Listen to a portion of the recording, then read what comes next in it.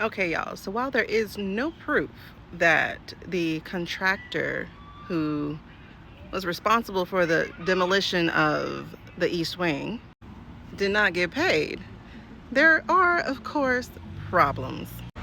As with anything the Orange Man does, because he rarely ever, if ever, thinks things through, or as they say, play the tape.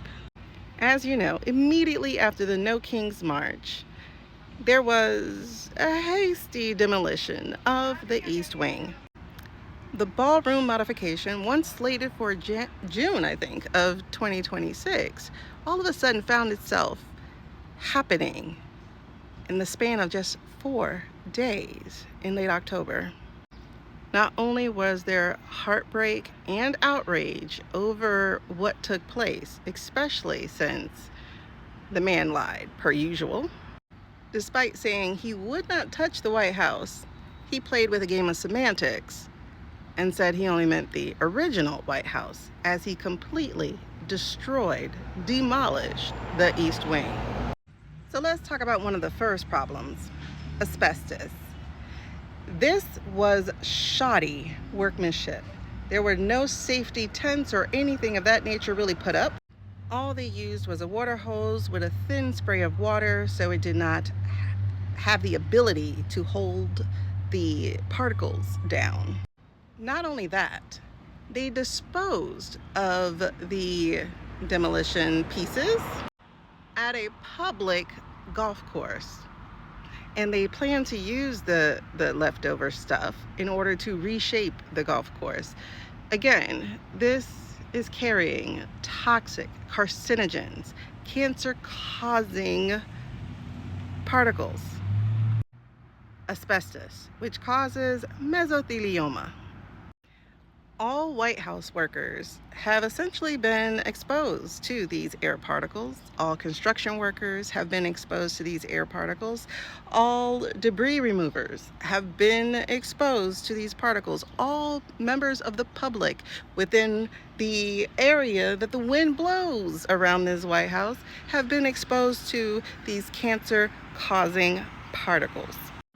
Now, while these people think they're gonna get away with it, guess what ends up happening? We have Congress people who are currently researching where the money flowed from. One very telling, interesting little tidbit is the fact that JP Morgan Chase is not one of the donors of the ballroom. Why, you ask?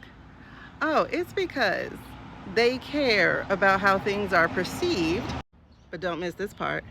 It says here, we also care about how the next DOJ is going to deal with this.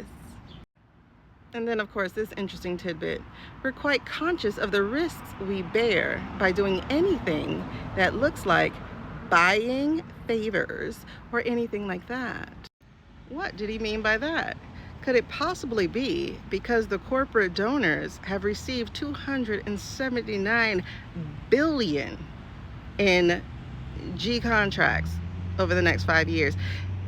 More interestingly, Lockheed Martin is the largest with $191 billion over the next 5 years. You can find this full report at citizen.org. Great site, okay?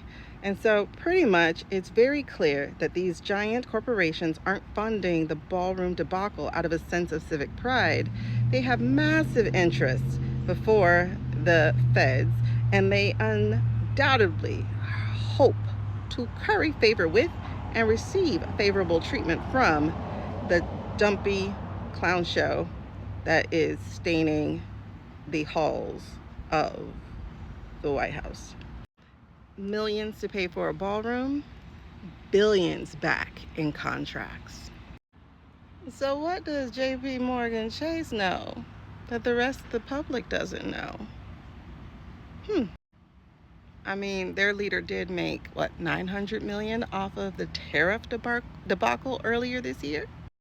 In fact, Cheeto Dust bragged about it because he loves to make sure other people are compromised with him. Keep your popcorn fresh for the next episode of As the World Burns.